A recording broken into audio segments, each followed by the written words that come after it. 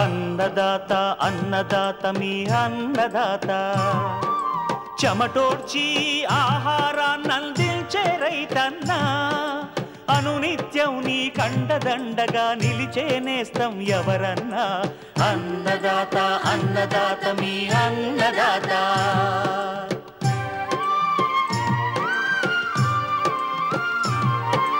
నూతన రీతుల సాగుబడికి నూరింతలు పెరిగే దిగుబడికి సూచనలిచ్చే సస్య రక్షణకు పశు పోషణకి శాస్త్ర విజ్ఞానం అందించి ముందుకు నడిపే తెలుగు రైతు భారతదేశానికి మకుటం అయ్యేలా తీర్చిదిద్దే ఆశయంతో మిమ్ము మేలు కొలిపేది అన్నదాత అన్నదాత అన్నదాత మీ అన్నదాత అన్నదాత అన్నదాత మీ అన్నదాత.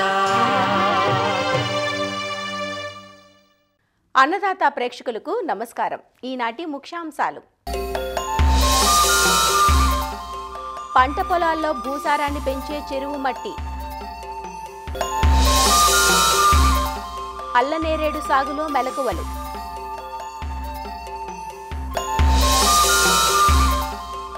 ఇంకా జై కిసాన్ వ్యవసాయ సమాచారం.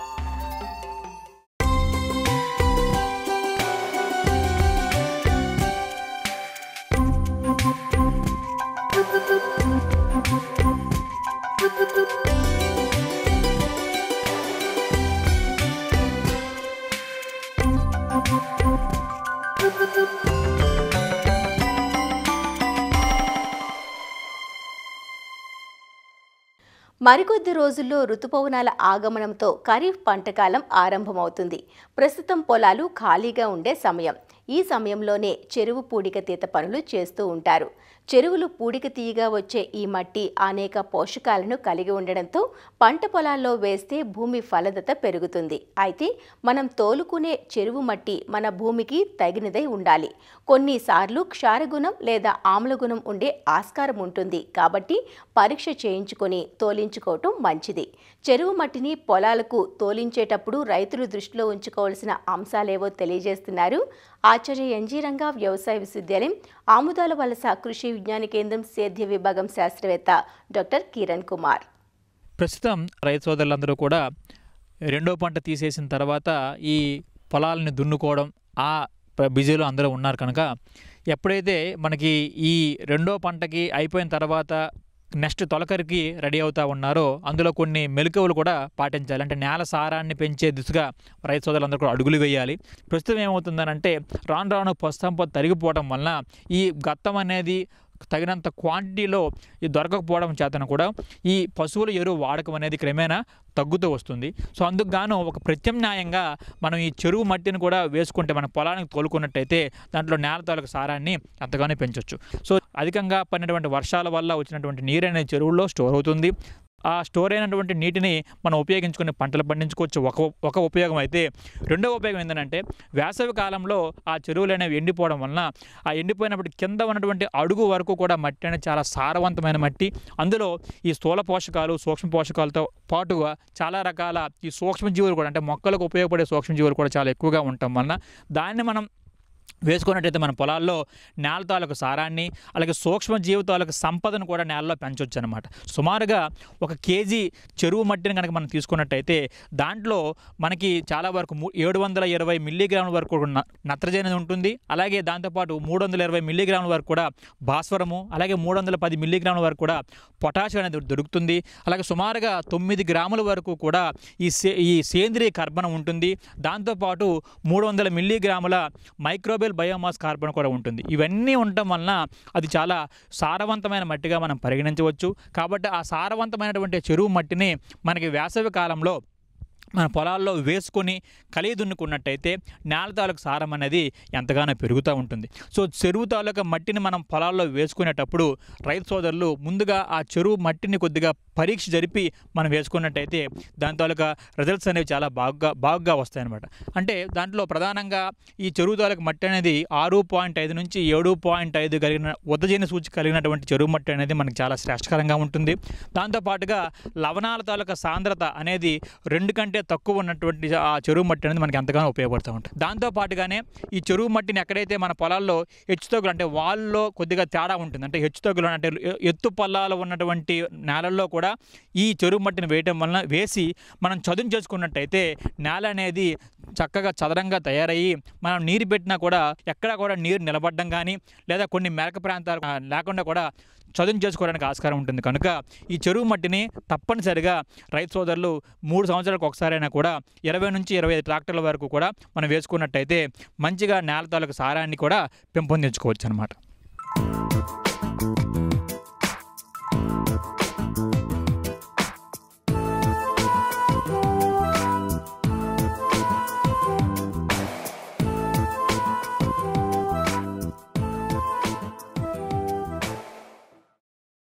ఔషధ ఫలంగా పేరున్న పండు నేరేడు మధుమేహం ఉన్న వారికి దివ్య ఔషధంగా పనిచేస్తుంది. కడుపులో వెంట్రుకలను సైతం కరిగించే గుణం అల్ల నేరేడుకు ఉంటుందని ఆయుర్వేద వైద్యులు చెబుతారు. అల్ల నేరేడు భారతదేశంలోనే పుట్టింది. బీడు భూములు, చౌడు భూముల్లో సైతం దిగుబడినిచ్చే ఈ పండ్ల తోటల సాగు ఏటా విస్తరిస్తోంది. మన దేశంలో నేరేడును ప్రధానంగా ఆంధ్రప్రదేశ్, అస్సాం, బీహార్, తమిళనాడు, పశ్చిమ బెంగాల్, మహారాష్ట్ర, గుజరాత్ల్లో సాగు చేస్తున్నారు. నేరేడు నాటిన 4వ సంవత్సరం నుంచి కాపుకొచ్చి దాదాపు 30 నుంచి 40 సంవత్సరాల వరకు దిగుబడినిస్తుంది. మేలైన యాజమాన్యంతో ఒక్కో చెట్టు నుంచి 80 నుంచి 100 కిలోల దిగుబడి తీసుకునే అవకాశం ఉంది. నేరేడుకు చీడపీడలు తక్కువ. ఇన్ని సుగుణాలున్న అల్ల నేరేడు సాగు విశేషాలను అన్నదాతలో ఇప్పుడు చూద్దాం.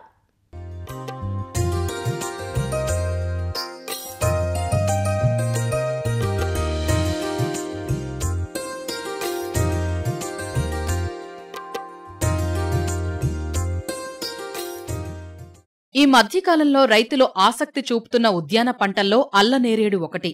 తక్కువ పెట్టుబడులతో పాటు సస్యరక్షణ యాజమాన్యం పెద్దగా లేకపోవడంతో రైతులు ఒకరొకరుగా సాగుపై మొగ్గు చూపుతున్నారు. తెలుగు రాష్ట్రాల్లో అనంతపురం, కడప జిల్లాల్లో అల్లనేరేడును సాగు చేస్తున్నారు. నేరేడు సాధారణంగా బీడు భూములు, చౌడు భూముల్లోనూ పెరిగి ఫలసాయాన్ని అందిస్తుంది. ఈ మధ్యకాలంలో నేరేడు వినియోగం పెరగడంతో అందుకు తగ్గ రకాలు అందుబాటులోకొస్తున్నాయి. నేరేడులో బాగా ప్రాచుర్యం పొందిన రకం కొంకణ్ బహడోలి. కాయలు గుత్తులు గుత్తులుగా కాస్తూ కాయ బరువు 14 నుంచి 16 గ్రాములు ఉంటుంది. గుజ్జు శాతం ఎక్కువగా ఉంటుంది. తీపి శాతం 16.0 బ్రిక్స్ గా ఉంది. CISH 37 లక్నో నుండి విడుదల చేయబడిన మధ్యస్థ రకం. కాయ కోలగా ఉండి బరువు 24.05 గ్రాములు ఉంటుంది. 45 సంవత్సరాల చెట్టుకి 200 నుంచి 350 కిలోల దిగుబడి వస్తుంది. తీపి శాతం 16.40 బ్రిక్స్ ఉంటుంది. జూన్ 2వ వారంలో కోతకి వస్తుంది. CISH 42 లక్నో నుండి విడుదల చేయబడిన మధ్యస్థ సీడ్లెస్ రకం. కాయ గుండ్రంగా ఉండి బరువు 6.82 గ్రాములు ఉంటుంది. 65 సంవత్సరాల చెట్టుకి 180 నుంచి 250 కిలోల దిగుబడి వస్తుంది. తీపి శాతం 14.7 బ్రిక్స్. గోమా ప్రియాంక ఎర్లీ రకం. చెట్టు కొంచెం ఎత్తు తక్కువగా ఉండి కాయ బరువు సుమారు 19.80 గ్రాములుగా ఉంటుంది. తీపి శాతం 16.86 బ్రిక్స్. 8 సంవత్సరాల చెట్టుకి 44 కిలోలు దిగుబడి వస్తుంది. AJG 85 కాయ బరువు 12 నుంచి 15 గ్రాములు ఉంటుంది. అల్ల నేరేడు ఉష్ణమండల, ఉప ఉష్ణమండల ప్రాంతాల్లో పెరుగుతుంది. నీటి ఎద్దడిని కూడా కొంతవరకు తట్టుకుంటుంది. అన్ని రకాల నేలలు సాగుకు అనుకూలం. నేల ఉదజని సూచిక 10.5 వరకు ఉన్న నేలల్లో కూడా సాగు చేయవచ్చు. క్షీణించిన భూములు, ఉప్పు చౌడు భూములు, 4 నుంచి 7 రోజులు నీరు నిల్వ ఉన్న నేలలు కూడా అనుకూలమే. నేరేడును కొమ్మంటు పద్ధతి లేదా వెడ్జ్ గ్రాఫ్టింగ్ విధానంలో ప్రవర్ధనం చేస్తారు. 6 నెలల నుంచి సంవత్సరం వయసున్న అంటు మొక్కలను ఎన్నుకోవాలి.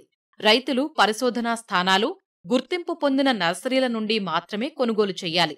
జులై నుండి ఫిబ్రవరి వరకు నేరేడు నాటడానికి అనుకూలం. ఎత్తైన బెడ్లపై నాటుకుంటే మంచి దిగుబడులు వస్తాయి.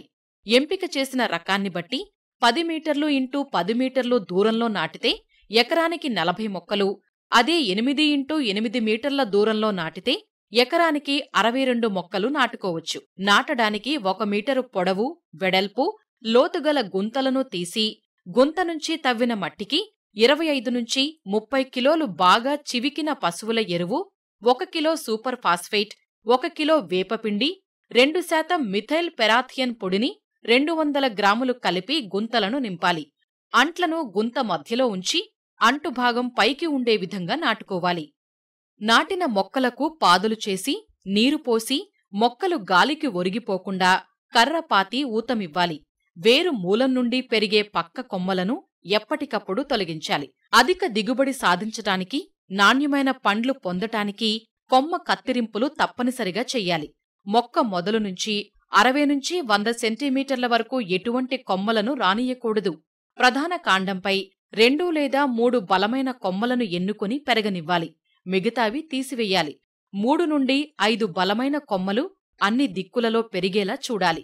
వాటిమీద ద్వితీయ శాఖలు పెరిగేలా, గాలి వెలుతురు బాగా ప్రసరించేలా చూడాలి. అల్లనేరేడులో ప్రతి సంవత్సరం కత్తిరింపులు అవసరం లేదు. కాని ఎండు పుల్లను, వ్యాధి సోకినా అడ్డదిడ్డంగా పెరిగిన కొమ్మలను తీసివెయ్యాలి. మొక్క నాటిన తరువాత 3 నుంచి 4 సంవత్సరాల వరకు మొక్కల మధ్య ఖాళీ ప్రదేశంలో అంతర పంటలు వేయవచ్చు. ఈ ఖాళీ భాగంలో జనుము, పిల్లి పెసర చల్లి 45 రోజులు అంటే పూత వచ్చే ముందు దున్నటం చేస్తే భూమి సారం పెరుగుతుంది. వేరుశనగ, అలసందలు, పెసలు, అండు కొర్రలు వంటి అంతర పంటలను లాభసాటిగా వర్షాకాలంలో వేసుకోవచ్చు. లేత తోటలు, కొత్తగా నాటిన మొక్కలు ఎదగడానికి నీరు ఇవ్వాలి. లేత తోటలకి తక్కువలో తక్కువ 8 నుంచి 10 నీటి తడులు, ముదురు తోటలకి 4 నుంచి 5 నీటి తడులు ఇవ్వాలి. వర్షపు నీటిని ఒడిసి పట్టడానికి ఇంకుడు గుంతలు తీయాలి. డ్రిప్ పద్ధతిలో నీరు ఇవ్వడం వలన నీటిని ఆదా చేసుకోవచ్చు. నీరు ఇవ్వకుండా మొక్కలను సెప్టెంబర్ నుంచి డిసెంబర్ వరకు బెట్టకు గురిచేస్తే ఫిబ్రవరిలో పూత వస్తుంది. పిందె ఏర్పడే దశలో, పిందె పెరిగే దశలో నీటిని అందివ్వాలి. దీనివల్ల పిందె రాలడాన్ని తగ్గించుకోవచ్చు. మొక్క మొదట్లో పాలిథీన్ షీట్, వరి పొట్టు, వేరుశనగ పొట్టును ఆచ్ఛాదనగా వేసుకోవడం వల్ల కలుపు నివారించడమే కాకుండా నేలలో తేమ ఆవిరి కాకుండా ఉపయోగపడుతుంది. అంటుమొక్కలు నాటిన 4-5 సంవత్సరాలకు మొదటి ఫలసాయం అందివస్తుంది. అల్లనేరేడులో కొత్త చిగురు 2 దఫాలుగా వస్తుంది. ఫిబ్రవరిలో 5 నుండి 10 నెలలు ముదిరిన కొమ్మల మీద మాత్రమే ఎక్కువ పూత వస్తుంది. అక్టోబర్లో కూడా కొన్ని మొక్కల్లో తక్కువ పూత వస్తుంది. హెక్టారుకి 10-12 తేనెటీగల పెట్టెలను ఉంచటం వల్ల ఫలదీకరణ బాగా జరిగి ఎక్కువ దిగుబడి సాధించవచ్చు. 60 ppm జిబ్బరిలిక్ ఆమ్లం పూత దశలో ఒకసారి, పిందె ఏర్పడిన దశలో మరోసారి 15 రోజుల వ్యవధిలో 2 సార్లు పిచికారీ చేయటం వలన పూత, పిందె రాలడాన్ని అరికట్టవచ్చు. అల్లనేరేడు కాయ ఎదుగుదల 3 దశలలో ఉంటుంది.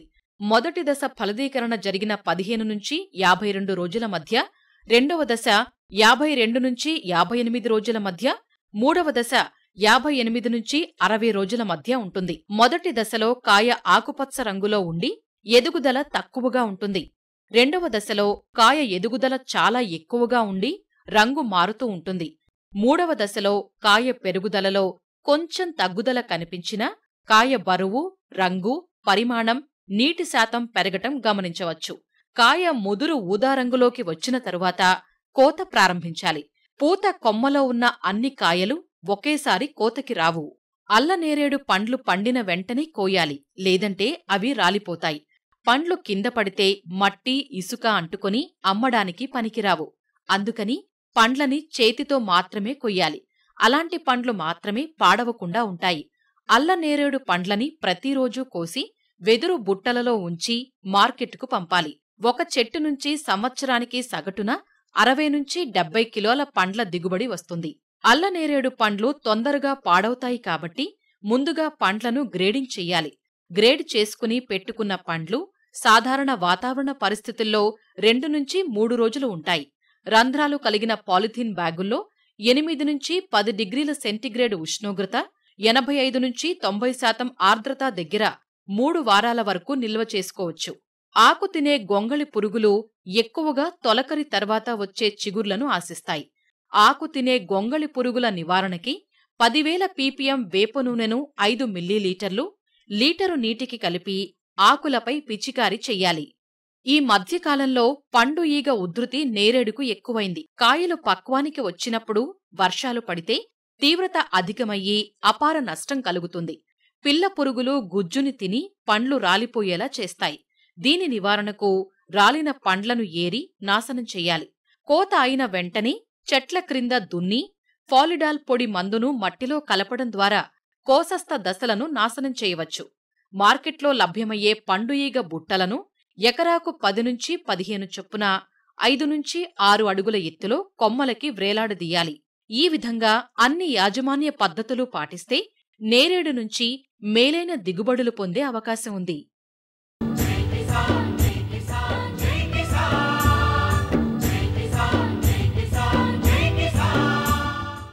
వ్యవసాయ సమాచారం ఇప్పుడు జై కిసాన్లో చూద్దాం.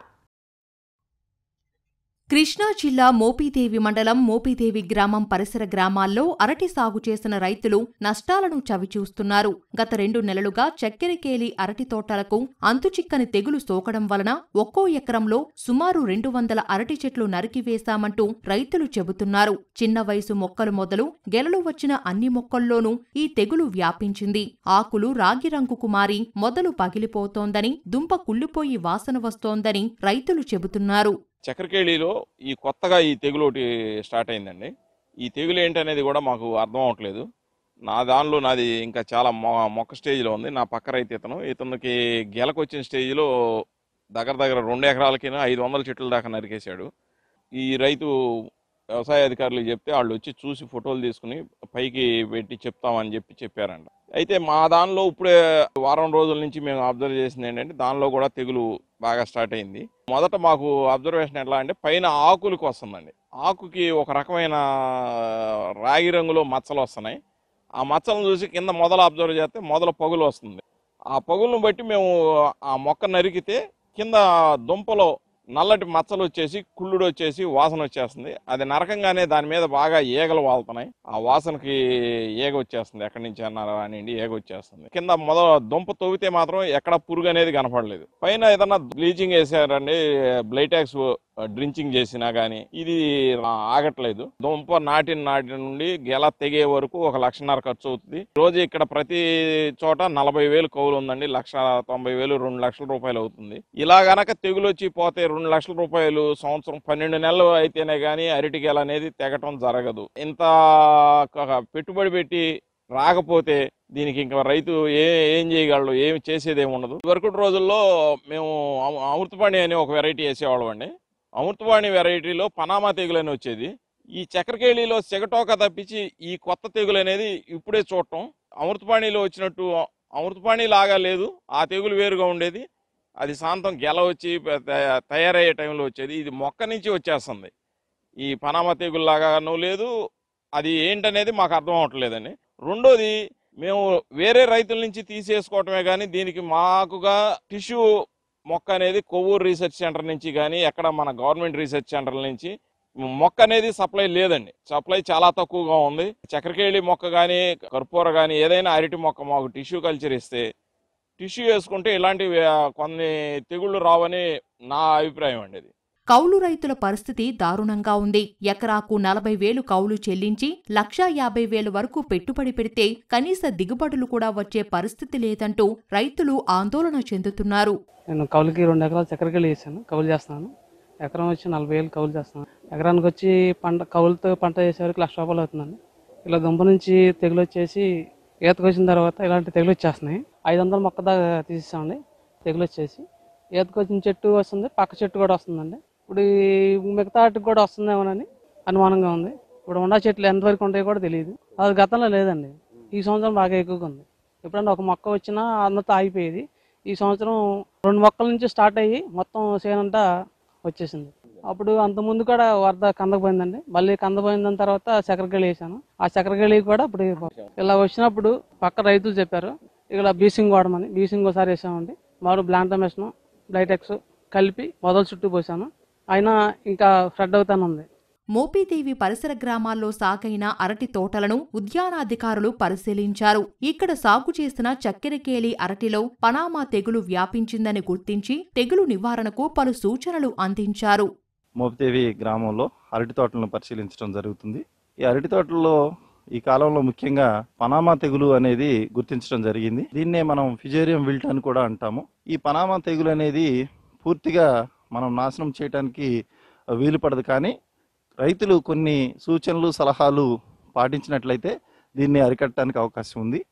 ముఖ్యంగా రైతులు పిలకలు కొనేటప్పుడు 3 నెలల వయసున్న మంచి పిలకలను ఎన్నుకోవాలి. పిలకలు నాటేటప్పుడు కూడా రైతులు ఆ గుంతల్లో కార్బోఫిరాన్ గుళికలు, నీమ్ కేకు మరియు వర్మి కంపోస్ట్ వేసి మరి వాటిని నాటినట్లయితే ఈ యొక్క శిలీంధ్రాన్ని మనం అరికట్టడానికి అవకాశం ఉంటుంది. ఈ శిలీంధ్రం అనేది నీటి ద్వారాను మరియు మట్టి ద్వారా వ్యాపించడానికి ఎక్కువగా అవకాశాలు ఉన్నాయి. కాబట్టి రైతు సోదరులు ఈ యొక్క మొక్కలు ఏవైతే పనామా తెగులు సోకిన మొక్కలు ఏవైతే ఉన్నాయో వాటిని వేరు చేసి బహిరంగ ప్రదేశాల్లో తీసుకొచ్చి వాటిని పూడ్చడం కానీ కాలబెట్టడం కానీ చేయాలి. మరి కొన్ని మొక్కల నుంచి నీళ్లు పెట్టినట్టయితే మరి ఇతర మొక్కలకు కూడా వచ్చి అనేక రకమైన మొక్కలకు అంటుకునే ప్రమాదం ఉంది. కాబట్టి రైతులు ఈ యొక్క విషయాన్ని గమనించాలి. అదేవిధంగా వారు వాడే పనిముట్లు ఏవైతే ఉన్నాయో మరి కొన్ని పనిముట్ల ద్వారా కూడా ఇది వ్యాప్తి చెందడానికి అవకాశం ఉంది. వాళ్ళు తోటలో శుభ్రం చేసుకునేటప్పుడు మట్టిని ఎగదోసటము, ఒక పనిముట్టు నుంచి ఇంకో పనిముట్టు ద్వారా ఇవి శిలీంధ్రాలు మరి భూమిలో పేరుకుపోవడం అనేది జరుగుతుంది. మరియు రైతు సోదరులు ఒకే అరటి పంటను కాకుండా తర్వాత మొక్కజొన్న, వరి మరి ఇతర పంటలను మరి క్రాప్ రొటేషన్ అంటే పంట మార్పిడి విధానం ద్వారా కూడా ఈ యొక్క పనామా తెగుల్ని మనం అరికట్టడానికి అవకాశం ఉంది. రైతులు ఎప్పుడైతే ఈ యొక్క మొక్కలు తెచ్చుకున్నారో పిలకలు, దాన్ని కార్బండిజం 1 గ్రాము లీటర్ నీటికి ముంచి వాటిని నాటుకున్నట్లయితే ఈ తెగుల్ని మనం ఎంతగానో అరికట్టడానికి అవకాశం ఉంది. దాని తర్వాత ఇప్పుడు మరి చెట్టు చుట్టూ కాపరాక్సీ క్లోరైడ్ మరియు కార్బోఫిరాన్ గుళికలు వేసి మరి దానిని మట్టి కప్పినట్లయితే అది శిలీంధ్రము భూమి లోపల చనిపోవడానికి ఎంతగానో మనకి అవకాశం ఉంది. కాబట్టి రైతు సోదరులు ముఖ్యంగా మొక్కలు పిలకలు కొనేటప్పుడు నాణ్యమైన పిలకలను కొనుక్కోవాలి. అదేవిధంగా పనామా తెగులుకి తట్టుకునే రకాలు ఉన్నాయి, ఆ రకాలను కూడా ఎంపిక చేసుకోవాలి. పువ్వన్ వెరైటీ కానీ, క్యావెండిష్ కానీ, టిష్యూ కల్చర్ అరటి కానీ దీన్ని తట్టుకోవడానికి అవకాశం ఉంది. కాబట్టి రైతులు ఎక్కువగా ప్రాధాన్యత అటువంటి టిష్యూ కల్చర్ మొక్కలకు మరియు పువ్వన్ మరియు క్యావెండిష్ వెరైటీస్కు మరి ఇవ్వాల్సిందిగా కోరుచున్నాను. మరి ఎక్కువగా వ్యాప్తి చెందినట్టయితే దానికి ప్రొపికోనజోల్ 1 లీటర్ నీటికి 1 మిల్లీలీటరు కలిపి పిచికారీ చేసుకోవటము, కాపరాక్సీ క్లోరైడ్ 1 లీటర్ నీటికి 3 గ్రాముల చొప్పున మొదలలో పోయటం వల్ల కూడా ఈ యొక్క తెగుల్ని మనం అరికట్టడానికి అవకాశం. అరటిలో టిష్యూ కల్చర్ రకాలు అందుబాటులోకి వచ్చినా వాటిలో కొన్ని రకాలు అందుబాటులో లేవంటూ రైతులు చెబుతున్నారు. శాస్త్రవేత్తల నుంచి సాగు సలహాలు సకాలంలో అందాలంటూ కోరుతున్నారు. మరిన్ని విభిన్న అంశాలతో రేపటి అన్నదాతలో మళ్ళీ కలుసుకుందాం. నమస్కారం. అన్నదాతలు తమ సందేహాలు, సమస్యలను 1800-425-4085 టోల్ ఫ్రీ నంబర్లో ఉదయం 10 నుంచి 11 గంటల మధ్య పని దినాలలో సంప్రదించగలరు. ఈ కార్యక్రమాన్ని యూట్యూబ్లో www.youtube.com/అన్నదాత ఈటీవీ లింక్ ద్వారా వీక్షించవచ్చు.